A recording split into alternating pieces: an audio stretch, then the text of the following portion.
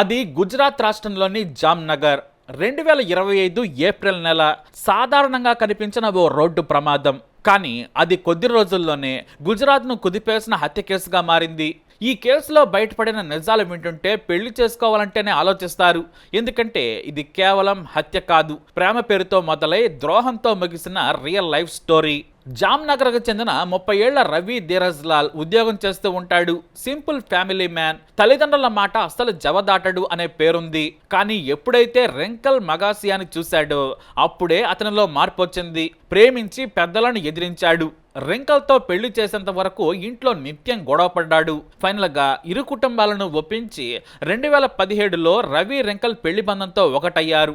వీరి అన్యోన్య దాంపత్యానికి గుర్తుగా ఓ కొడుకు కూడా పుట్టాడు. ఫ్యామిలీ కాస్త పెద్దగా ఉండడంతో వేరు కాపురం పెట్టాడు రవి. ఇదే తాను చేసిన అతి పెద్ద తప్పు అని అతనికి అర్థం కావడానికి ఎన్నో రోజులు పట్టలేదు. రవి అద్దెకు తీసుకున్న ఇంటి పక్కనే అక్షయ్ డాంగారియా ఉండేవాడు. మొదట రవి అక్షయ్ని నార్మల్ గానే పలకరించేవాడు. ఆ పరిచయంతోనే ఇంటికి కూడా వచ్చేవాడు అక్షయ్. అప్పుడే రెంకల్తో పేకల్లోతు ప్రేమలో పడిపోయాడు. రవితో బోర్ కొట్టేస్తుందో అక్షయ్ చెప్పే మత్తు మాటల ప్రభావమా కానీ రెంకల్ సైతం అక్షయ్తో మరోసారి ప్రేమలో పడింది. అయితే అక్షయ్ ఇదివరకే పెళ్ళయి విడాకులు తీసుకొని ఒంటరిగా ఉన్నాడు. ఆ ఒంటరితనాన్ని రెంకల్తో దూరం చేసుకోవాలనుకున్నాడు. రవి ఉద్యోగం పని మీద బయటికెళ్తే చాలు రెంకల్ అక్షయ్ ఇంట్లోనే తెగ కష్టపడేవారు. భర్త ఎక్కడ చెప్పా పెట్టకుండా వచ్చేస్తాడా అని మధ్య మధ్యలో ఫోన్ చేసి తిన్నారా, ఎక్కడున్నారు, ఎప్పుడొస్తున్నారు అంటూ ఎక్కడ లేని ప్రేమ వలకబోసింది రెంకల్. అసలు విషయం తెలియక భార్యకు తనపై ఎంత ప్రేమో అని తెగ మురిసిపోయేవాడు రవి. ఇక భర్త ఇంట్లో ఉన్నా సరే చాటింగ్లోనే సగం శృంగారం చేసేసుకునేవారు. అయితే పోను పోను భార్యలో వచ్చిన మార్పును గమనించాడు రవి. కానీ తన వర్క్ టెన్షన్ వల్ల అలా అనిపిస్తుందేమో అనుకున్నాడు. కానీ అక్షయ్తో తన భార్య చేసిన టెక్స్టింగ్ ఓయోలకు వెళ్ళినప్పుడు తమ బెడ్రూమ్నే శోభన గదిలా మార్చేసి ఇద్దరు ఎంజాయ్ చేసిన ఫోటోలు రవి కంటపడ్డాయి. దీంతో ఇంట్లో గొడవలు స్టార్ట్ అయ్యాయి. పుట్టిన కొడుకు భవిష్యత్తు కోసమైనా ఇదంతా మానుకోవాలని చెప్పి చూశాడు రవి. కానీ రెంకల్లో ఎలాంటి మార్పు రాలేదు. దీంతో కుటుంబంలో పంచాయతీ పెట్టేశాడు. పెద్దల జోక్యంతో రెంకల్ మారిపోతానని మాటిచ్చింది. కొడుకు కోసం భార్యతో కలిసి ఉండడానికి డిసైడ్ అయ్యాడు రవి. కానీ రెంకల్ మాత్రం అక్షయ్తో కలిసి ఉండడానికి ప్లాన్ సిద్ధం చేసుకుంది.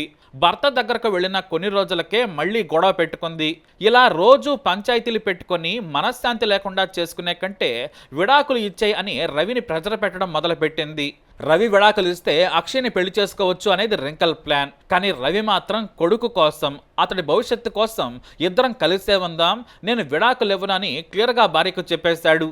ఇది కూడా రవి చేసిన మరో తప్పు.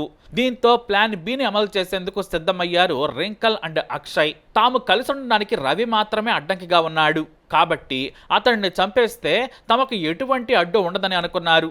ఎలా చంపితే మట్టి తన చేతికి అంటుకోకుండా ఉంటుందో ఇద్దరూ కలిసి తెగ ఆలోచనలు స్టార్ట్ చేశారు. ఇదిలా ఉండగా రవి తన డ్రీమ్ బైక్ అయిన రాయల్ ఎన్ఫీల్డ్ని కొనుక్కున్నాడు. ఎప్పటి నుంచో కళ్ళకంటున్న బైక్ కీస్ తన చేతికి రావడంతో చిన్నపిల్లాడిలా మారిపోయాడు రవి. తన డ్రీమ్ బైక్ ని తల్లిదండ్రులకు చూపిస్తానని భార్యకు చెప్పి బయలుదేరాడు. అలా 2025 ఏప్రిల్ 6న ఇంట్లో భోజనం చేసి తల్లిదండ్రుల ఇంటికి వెళ్ళాడు. బైక్ చూపించాడు. వారితో కొంతసేపు టైం స్పెండ్ చేసి తిరిగి ఇంటికి బయలుదేరాడు. తన డ్రీమ్ బైక్ పై అదే చివరి ప్రయాణం అవుతుందని తెలియని రవి చాలా ఉత్సాహంగా ఇంటికి వస్తూ ఉన్నాడు. అలా రవి జామ్నగర్ కలావడ్ హైవేలోని విజార్కి డ్యామ్ సమీపానికి వచ్చేసరికి ఓ జీప్ కంపాస్ కారు ఢీకొట్టింది. దీంతో బైక్ తో పాటు రోడ్డుపై పడ్డ రవికి తీవ్ర గాయాలయ్యాయి. తల నుంచి రక్తం ధార కట్టింది. అది నిర్మానుష్య ప్రాంతం కావడంతో రవి ఆర్తనాదాలు ఎవ్వరికీ వినిపించలేదు. ప్రాణాలు కాపాడుకోవడానికి గిలగల కొట్టుకుంటూ ఉన్న రవిని కారులో నుంచి చూస్తూ ఎంజాయ్ చేశాడు అక్షయ్. ఇక చనిపోయాడని డిసైడ్ అయ్యాక అక్కడి నుంచి వెళ్లిపోయాడు. జామ్నగర్ దగ్గర యాక్సిడెంట్ అయిందని పోలీసులకు సమాచారం ఇవ్వడంతో అక్కడికి వెళ్లారు. సాధారణ హిట్ అండ్ రన్ కేసు అని అనుకున్నారు పోలీసులు. రవి జేబులో ఉన్న డాక్యుమెంట్స్ ఆధారంగా ఇంటి వారికి ఫోన్ చేసి విషయం చెప్పారు. రవి చనిపోయాడని తెలియగానే తల్లిదండ్రులు, బంధువులు తెగ ఏడ్చేశారు. ఇక రెంకల్ అయితే ఆస్కార్ లెవెల్లో పర్ఫార్మెన్స్ ఇచ్చింది. పాపం భర్త అంటే ఎంత ప్రేమో, అతను లేకుండా ఎలా బ్రతుకుతుందో అనుకున్నారు. ఆమె ఏడుపు చూసి అందరూ జాలిపడ్డారు. అంత్యక్రియలు పూర్తయ్యాయి. ఒక్కొక్క బంధువు ఇంటి నుంచి వెళ్లిపోయారు. ఇక ఇంట్లో మిగిలింది రెంకల్, ఆమె కొడుకు, రవి తల్లిదండ్రులు. అయితే అంత్యక్రియలకు ఏర్పాట్లు చేస్తున్నప్పుడు రెంకల్లో బాధ కంటే భయమే ఎక్కువగా కనిపించింది రవి తండ్రికి. ఏదైనా ప్రశ్నలు అడిగినప్పుడు పొంతనలేని సమాధానాలు చెప్పేది. దీంతో తన కొడుకు చావు వెనక కోడలే ఉందని రవి తండ్రి అనుమానించాడు. డైరెక్ట్ గా పోలీసుల దగ్గరికి వెళ్ళాడు. విషయం చెప్పాడు. ఇదంతా కూడా రెంకలకు తెలియదు. రంగంలోకి దిగిన పోలీసులు రవి తండ్రి అనుమానమే నిజమని తేల్చారు.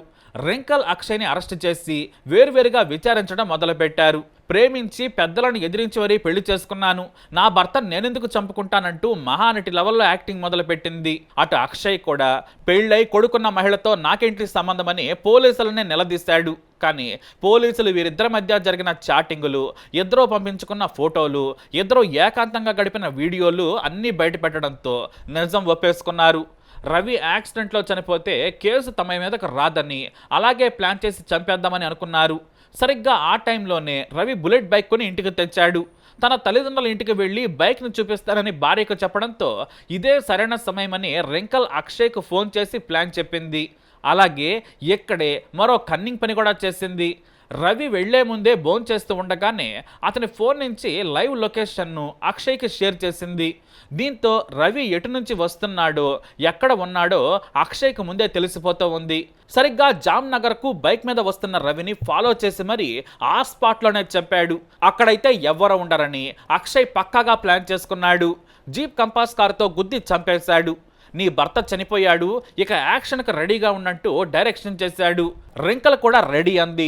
ఇది అందరూ సాధారణ యాక్సిడెంట్ అని నమ్మేయడంతో త్వరలోనే పెళ్లి చేసుకుందామని తెగ ఆశపడ్డారు రెంకల్ అక్షయ్. కానీ దొరికిపోతామన్న భయంతో రెంకల్ ఇంకా ఓవర్ యాక్షన్ చేసింది. ఆ ఓవర్ యాక్షనే ఆమెను పట్టించేసింది. మరి ఇలాంటి కిల్లర్ వైఫ్లకు ఎలాంటి శిక్ష వేయాలి? మీ అభిప్రాయాన్ని తప్పకుండా కమెంట్ ద్వారా తెలియజేయండి. వీడియో అప్డేట్స్ కోసం మా ఛానల్ ఫాలో అవ్వండి, తప్పకుండా సబ్స్క్రైబ్ చేసుకోండి.